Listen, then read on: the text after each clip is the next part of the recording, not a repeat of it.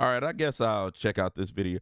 Okay, we got a video from the Night Sky Prince. Make sure to check him out. Follow him. Amazing creator up there. Go ahead, hit that like button. And of course, make sure you subscribe to him because he's an amazing content creator and he loves RPGs and Final Fantasy news. But without further ado, let's see what he has to say about Final Fantasy 16 and could it be one of the best Final Fantasy games of all time? Trust me, I'm a mega Final Fantasy fan, and I know he is too. So I trust his opinion. I wonder what he has to say about this. Let's listen. Today's video has been sponsored by BenQ. Final Fantasy is a series Ooh. that's produced some of the greatest role-playing games of all time.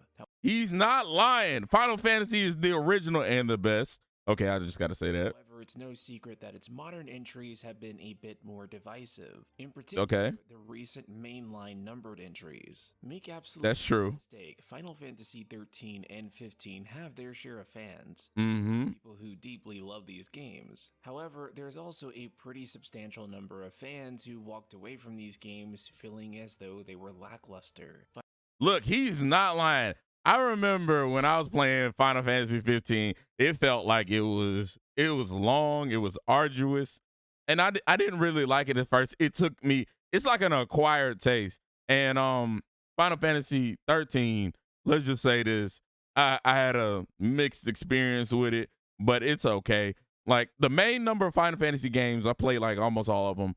And honestly, I almost gave up on Final Fantasy as a series, especially when they did the MMO Final Fantasy 14 online. I almost gave up because of how that game launched and everything like that.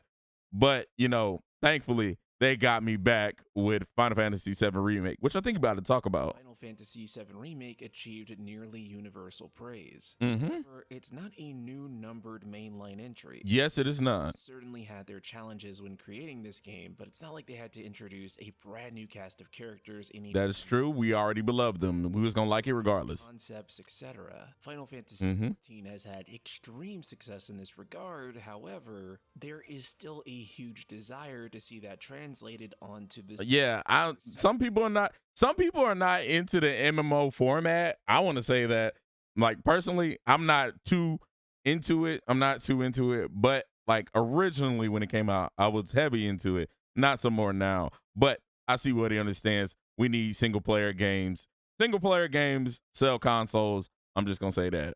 All of which is to say that Final Fantasy XVI desperately needs to be a banger. And today Desperately? Yo, hold up. Wait a minute. He said desperation. Not just be the best Final Fantasy in years, Mm-hmm. one of the best Final Fantasies of all time, maybe. Let's start with one of the biggest issues Okay. that plagued modern Final Fantasy. Tell me more. Proprietary engines. Crystal Tools, the engine that powered a Yo, I ain't gonna lie. Crystal Tools was booty.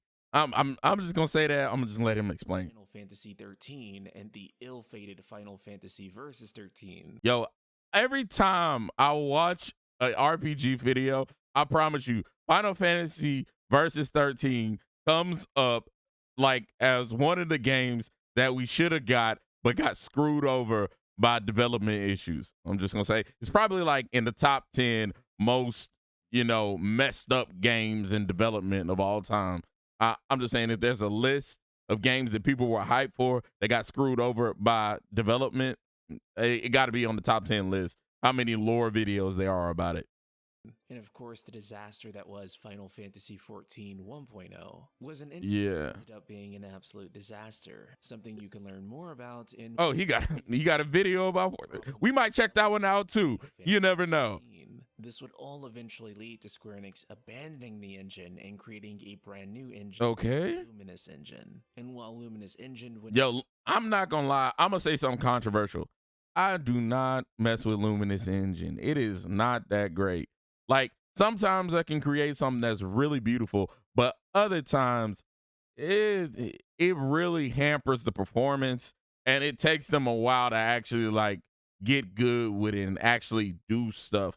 I don't think it's like very stable, and I think it's probably harder to work on than I guess Unreal Engine. I'm just gonna say that because even Square Enix is now using Unreal Engine, so I don't like Luminous Engine. I think they need to get away from proprietary software and like unless they're customizing like in like another engine and it's heavily modified. That's just personally what I think. But hey, I digress. Struggle quite as bad as Crystal Tools, it was still not at all free of issues. So much so that titles that were originally Oh, he even gonna say it himself. luminous like Kingdom Hearts 3 saw development being scrapped and starting over on Unreal Engine 4. Future Final Fantasy projects such as Final Fantasy VII Remake would then go on to use Unreal Engine 4. You know what's crazy? Them using Unreal Engine, I'm not gonna lie, their games performance wise actually run better, and they actually have better frame rates and actually better loading times. I'm wondering how exactly they're able to use another engine better than their own engine that they designed. Is it got designed by developers who are no longer with the company, or is it that game development has progressed so much that their methods are obsolete? Like, I understand traditionally how you make games.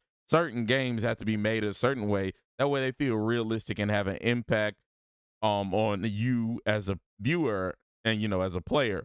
But I don't understand exactly why they have so much problems when it comes to their own priority systems.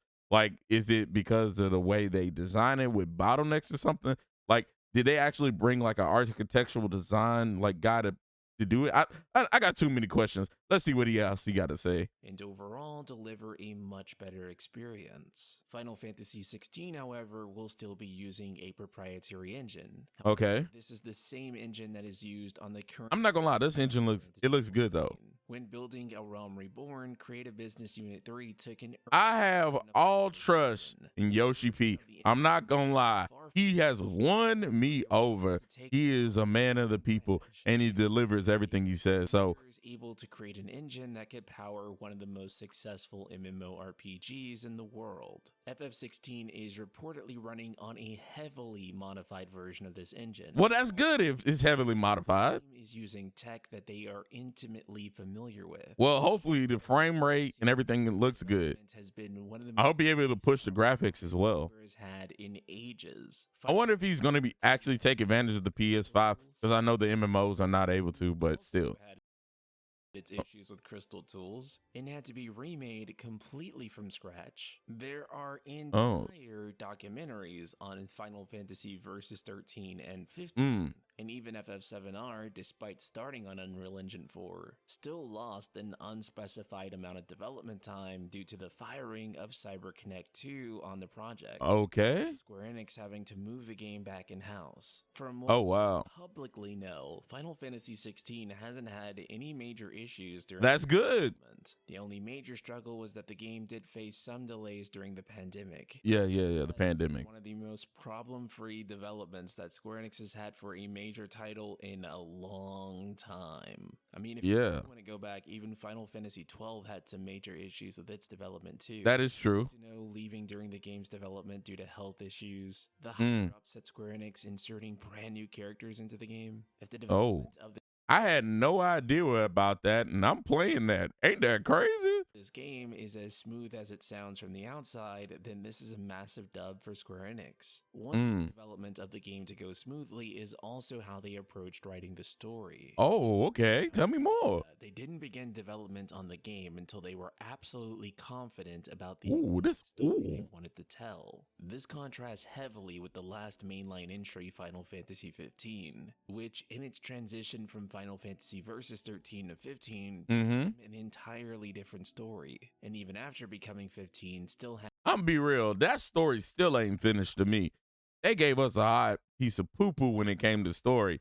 Like, they really need to finish that. And its story moved around all over the place, such as its opening sequence being cut out to make a movie. To contrast, yo, don't ever do that again, Square Enix. That's all I got to say. Yoshi P has said that Final Fantasy 16 story has had very little change throughout its development, which is good. Start the game with a unified vision that everyone on the development team could agree to. Kept the game's development on track. Then there's the story itself, which I think is going to be an emotional bro. think Clive I keep forgetting how beautiful this game is. Final Fantasy protagonist that we've ever seen. The setup of his story so far is an incredibly emotional premise. Okay, tell me. Clive starting in his teen years at 15. Oh yeah, we get to see his whole life. And 30 in an over decade-long quest for revenge. Revenge? What you talking about? His entire life laid out in such a manner is going to allow you to empathize with him. See all of his reasoning.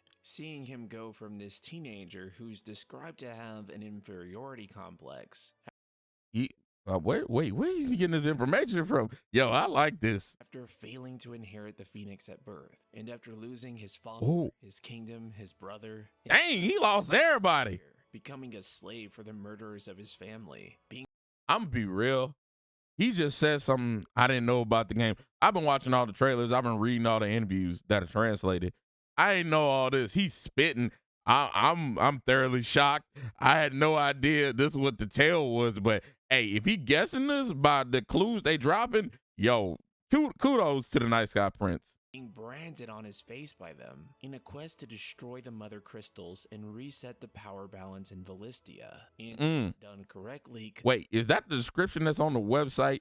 I could be slow. Lead to Clive being one of the most relatable protagonists in video games. Over this bittersweet journey, you'll also get to see his relationship with the game's lead heroine, Jill Warwick. Okay, we got a girl. There we go. Of trials that him and her will face together, likely making their relationship feel incredibly believable. Okay. Have your dog. Oh, we got a doggo. Puppy. That's what I'm talking about. Invasion, Torgal and Clive are. What is going on here? However, during all that time, it is said that Torgal remains loyal to Clive, and we can pet dog. After an emotional reunion, the premise of this story can deliver something absolutely heartbreaking, and for this reason, producer Naoki Yoshida has decided to go with an M rating for the game. M? Okay. Look, I just want to say this.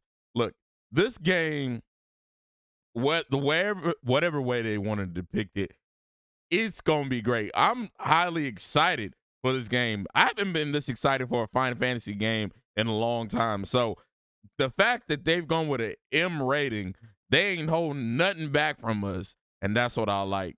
Going off gratuitous things. This is because he wanted to avoid censorship and to be able to depict whatever the story calls for. See, that's what I'm talking about. Yoshi P understands what the people want. Good stories with great gameplay. And that's all you really need. Good story, great gameplay, and maybe a little flash. This is something that has impacted recent Final Fantasy games even. Games such as Final Fantasy VII Remake had to remove the original's iconic blood trail. Man, I'm not gonna lie. Personally, I was upset that they removed the blood trail. Look, we might do a playthrough of Final Fantasy VII. Dang, what is it called? Not Rebirth. Remake. We gonna do a playthrough of that here on the channel. Might do one. Hopefully y'all enjoy that. Maybe we'll get that.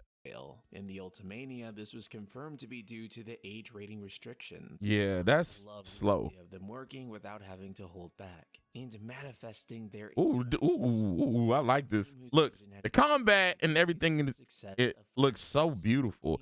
And that's Final Fantasy XIV Endwalker, currently sitting at a 92 on Metacritic. Yeah.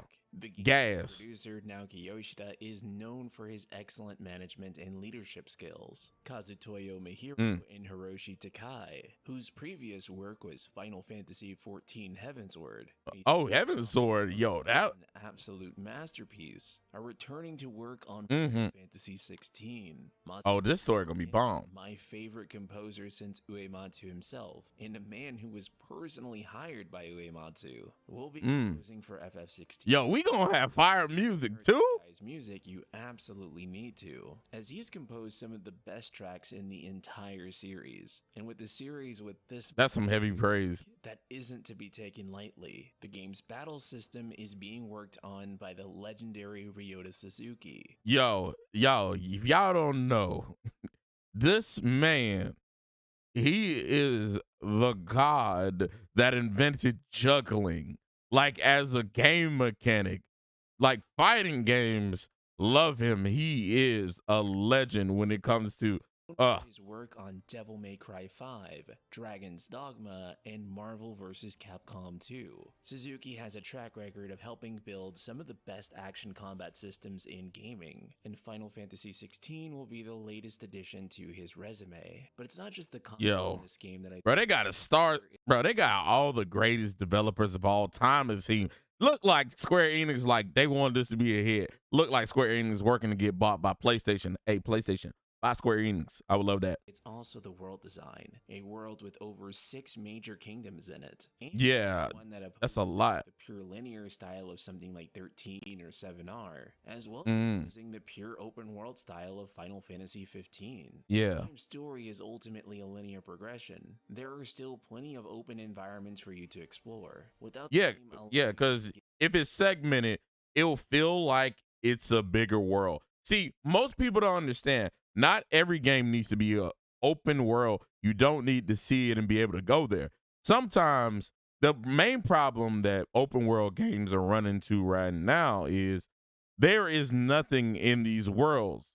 See, most people don't realize when you say open world, that means you have to show off a world, and that means some parts are going to have to be barren because people don't live there or monsters don't live there. There are plenty of environments in the regular world where animals nor people live in certain areas, and there's not that much going on. So the fact that when you have people give critiques to open world games when they say, oh, it seems very empty, very bland, and everything like that. Well, it's an open world. If you want to see somewhere you want to go, only place there's going to be stuff is where there's people. It actually makes like sense. If you went everywhere and it was jam packed full of stuff, then you would be like, well, this whole place is a city, and you have such you would be like Grand Theft Auto or Cyberpunk 2077 where people live. If you don't have any people living there, why is there stuff there? If there's no town, there's no reason to have people there. It kind of makes sense that the world would be barren. They got some trees, some little bushes, maybe a couple of animals. I believe that segmented games should come back. Like I love open world games. Open world games are great, but there should be like I feel like people believe every game should be open world. That shouldn't be the case. And every game developer shouldn't be pressured to make every world open world or a MMO. In fact, I believe that if we actually cut back and we let them do segmented open world fragments, where that means it's like a main quest and there's a couple of segmented sections that load in, you will be able to feel like it's a bigger, vaster environment. Look, we're on the PS5 and the Xbox Series X. There's no load times. So why don't we have segmented? It'll go in and go out real quick. Fade to black, come back in. There's no real loading screen. We'll be able to enjoy it just fine. Like we see it all the time. Like Forspoken was open world and it was very barren and it went with the story. And think about it. Forspoken probably could have been uh a 20% better game if it was segmented. Now the story would still be divisive, but still, it would at least been a better game. I believe there's a lot of games who suffer from trying to live up to the open world hype. I feel like developers should be able to be like make decisions that don't require them to choose open world. Like they can have open zones. Like I think Kingdom Hearts 3 did it really well where it was very linear, but you had open world segments. So that way you had different planets you went to and you had different areas you can go and travel and do stuff in, but it was segmented. It felt like it was much bigger than it actually was. So I feel like developers, it's not more so about the novelty of open world anymore. It should be more about trying to give the best experience in open world or, condense smaller maps. Like I feel like we could definitely start trying to get smaller little segments where we can actually get some gameplay and add some verticality to some of these levels because sometimes we're just spacing stuff out just to space them out. But that's just a game development thing. All right, let's see what else he got to say. Get too far off track either and still maintaining a focused story. I believe this middle compromise is the absolute best way to approach things Mm-hmm. and something that the older Final Fantasy games used to do fairly well. Yo, that's one thing people don't talk about. Older Final Fantasy games used to have linear, and then all of a sudden, boom, it was like open world. They were really good at doing that. I would say Final Fantasy 7, Final Fantasy 8, 9, 10. Like I remember in 10 where you would be walking and everything is a straight line. And then you get to the Thunder Plains, you can really walk around anywhere. Get to the Calm, you can walk anywhere. And it was more so you had areas you could go to where you could free roam. And then once you got the ship, you were able to go anywhere and just pretty much go to those segmented pieces of the world. It made it seem so vast. Like that was really cool. Or in Final Fantasy VII, the original, not the remake, the original, when you sit here after the initial opening sequence, you go into this open world and it's like you traveling and you could see different stuff on the map. And it wasn't like, it was different. You felt like there was a vast world, there was a lot to go on, and then you had to indulge in certain areas to progress the story, but you could still go where you wanted to go. I feel like a lot of that is lost in modern games. I want that to come back. I feel like that was really good when you could sit here and have at the beginning a fixed thing that you need to do, and then the open world opens to you. Like nowadays it's more like they give you a tutorial that's on rails and then they go, here's the whole world. Now I think they should have a guided story and then open up as the story goes along. That I feels a little bit better. If I'm not mistaken, I think Harry Potter does that a little bit, but I digress. Let's see what else he got to say. For all these reasons and oh so many more, I can see Final Fantasy XVI being one of the best FF games in years, and quite possibly one of the best FF games overall, but it remains to be seen until June 22nd, 2023. I'm not gonna lie. That's the day, June 22nd, 2023, here on Bear Couch TV. We will be playing it live. And if I change my mind, guess what? You'll have amazing videos for it, depending on what the format is. Look, I'm super excited for Final Fantasy 16, and I believe the Night Sky Prince hit it right on the head. I agree with everything you said, and I believe that we need to talk and have a bigger discussion about Final Fantasy as a whole, because I believe like the remakes and the remasters, they're great and I love to see all these games come back. But I want to see Final Fantasy return to form where everybody is excited and wants to play it, and it brings real eyes, real character, and we can talk about the main stories once again. I really appreciate. Get in the comment section below. Make sure to leave a like. Tell me what your favorite Final Fantasy is. Or if you haven't played any Final Fantasy, tell me your favorite RPG.